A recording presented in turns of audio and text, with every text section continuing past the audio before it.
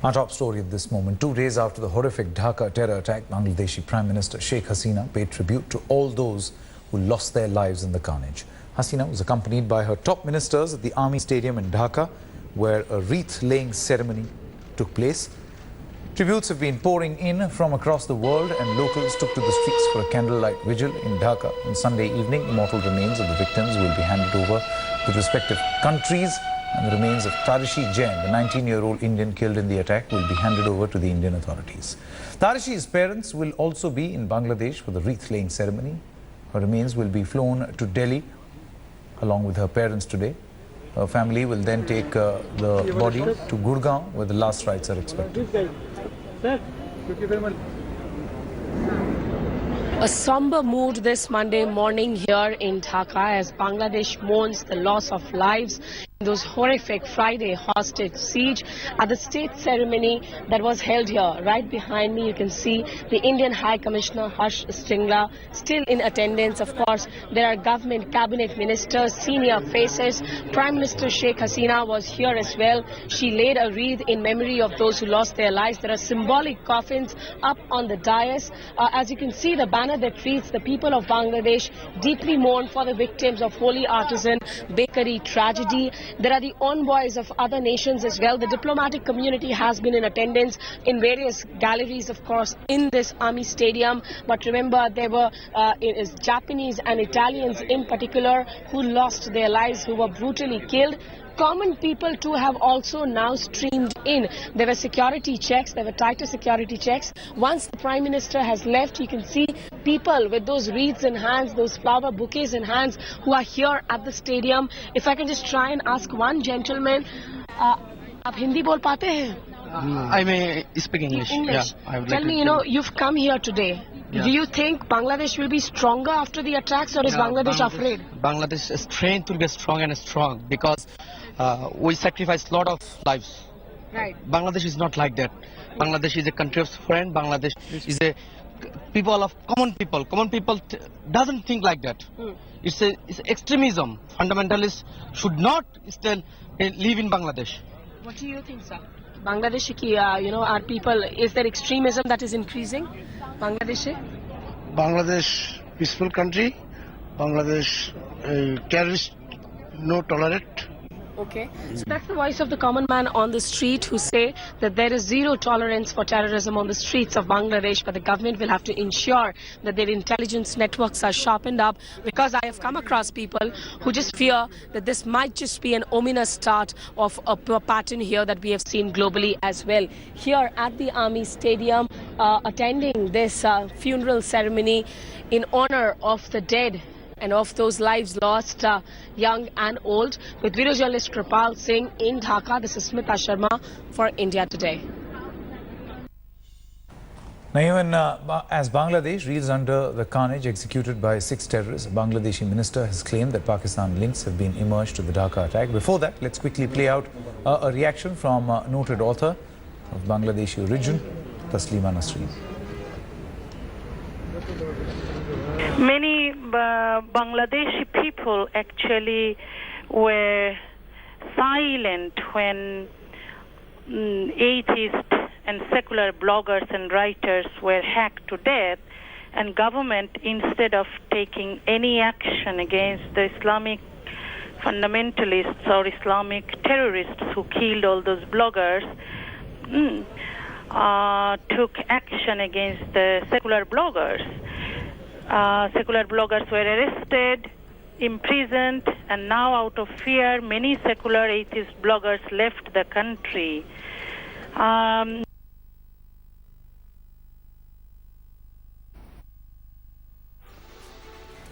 As we told you, even as Bangladesh reels under the carnage executed by 6 terrorists, a Bangladeshi minister has claimed that Pakistan links have emerged to the Dhaka attack. Bangladesh INB Minister Hasanul Haq, in a conversation with the India Today, pointed fingers at Pakistan for a ghastly terror strike. He said that Pak government and ISI network is backing arms networks and terror groups in Bangladesh.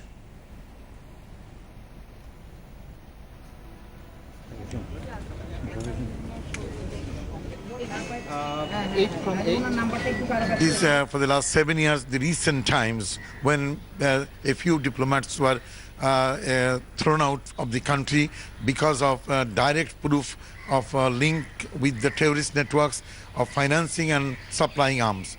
So I directly blame that the Pakistanis are poking their nose inside Bangladesh and that is out of the diplomatic manners and values.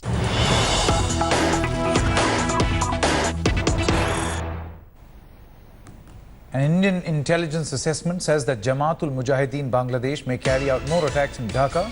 Intelligence assessment believes that many pro-ISIS groups are active in Indo-Bangladesh border and arms training camps still active in some areas, which is a cause of concern for India as well.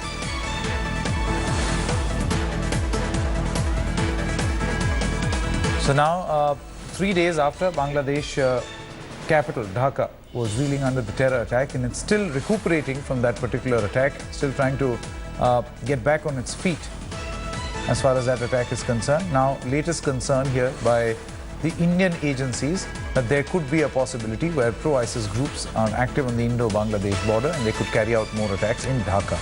Kamaljeet Sandhu is on the phone line with us. Kamaljeet, how likely is that these groups could also unite against India? Well, there seems to be a real and probable threat. Remember, Indian intelligence agencies have been keeping a watch and an eye on developments in Dhaka. Some of the signs are extremely worrying because Hindu priests, bloggers, writers, people, gay right activists, they've been targeted so far. But there is a real threat that perhaps there could be a spillover since there are porous borders that India shares with Bangladesh. At least 5 of the states share a 4,098-kilometer border along with Bangladesh. There could be infiltration of any type, and we know that JMB has also had a module in Malda. Remember, the NIA is already investigating that particular case. They also traveled to Bangladesh to investigate the case. But yes, the threat is highly probable, and that is why intelligence agencies have now made an assessment. But remember, this particular assessment is more about training camps within the Indo-Bangladesh border itself, where they have their arms training camps there. But definitely, there is a real threat, and that is why even as far as MHA itself is concerned, they set up a target of 2018 to seal the borders along with Bangladesh. They also want to know that if there is fencing, if there can be additional surveillance, as we've seen in the western borders, including infrared, including the laser beams. All these are measures which are going to be put in place. But remember, the states need to cooperate. But at this point of time, all eyes on what developments are really happening. The threat from AQIS and even the ISIS or the local module of the JMB could be a real threat. All right. Kamaljeet Sandhu, many thanks for joining us with all the latest on this latest threat. Let's quickly go across to Smita Sharma also. Smita, it's a known fact. We've been reporting in the past also that there is a group which is operating along the Indo-Bangladesh border, which is a huge threat to the security of both the countries, both Bangladesh and India. Now, fresh intelligence has now emerged that this group is still active. How big a concern now is this going to be for both Bangladesh and India? And a follow-up question, how are these two countries now going to work in the backdrop of that terror attack on Friday? You know, there is already a high counterintelligence sharing that does happen between India and Bangladesh. Actually, if you look at the neighborhood, Bangladesh is compared to be at least one of the more stable neighbors ever since the Awami League government came into power here in Dhaka, Sanket. And, you know, the border, of course, has been a headache for India, more so for narcotics, for drug dealing, or even for fake note currency finding its way into India, human smuggling too at times. But the government had over the years really cracked down upon the terror camps that were operating within Bangladesh as well as on the border here. This attack again sort of drives home the point that obviously they have not been completely eliminated, like is the case with most terror organizations, where to root them out completely is quite difficult. Even when you root them out, they try and take form with some another name, with some another face as well. So if you remember, in the last few months, in fact, Bangladesh had expressed apprehensions that there were certain explosions that had happened, and in Malda and West Bengal there were conspiracies being hatched actually to try and destabilize or assassinate Sheikh Hasina. So NSA Ajit Doval had also been, of course, making frequent trips, and the Home Ministry counterparts have been in touch as well. Okay, Smita Sharma, many thanks for joining us at this moment. We are getting some breaking news coming in. The Ministry of Home Affairs has set a target of 2018 to seal Indian borders with Bangladesh. Sources in the Home Ministry say they've set a target of 2018 for all the 5 states who share border with Bangladesh, which includes West Bengal, Assam, Mizoram, Tripura and Meghalaya. Sources have also added that security deployment has already been beefed up at the borders. Areas like river lines and other zones which cannot be fenced will have laser beams, infrared and other surveillance equipment to boost border security. So that's an immediate fallout at this moment. Kamaljeet, in the past also we have seen that this has been a huge cause of concern for the Indian security establishment. But practically speaking, is it possible to build a border which is so tightly guarded that we'll be assured that absolutely nothing wrong is going to happen from that particular border? Sanket, you're absolutely right. The India-Bangladesh border actually is something like 4,096 kilometers long. It's the 5th largest land border in the world. So obviously there is a major concern that there could be, and this has always been porous, so that is why whether it's Assam and even during the elections, the assembly elections, this was a huge point as well.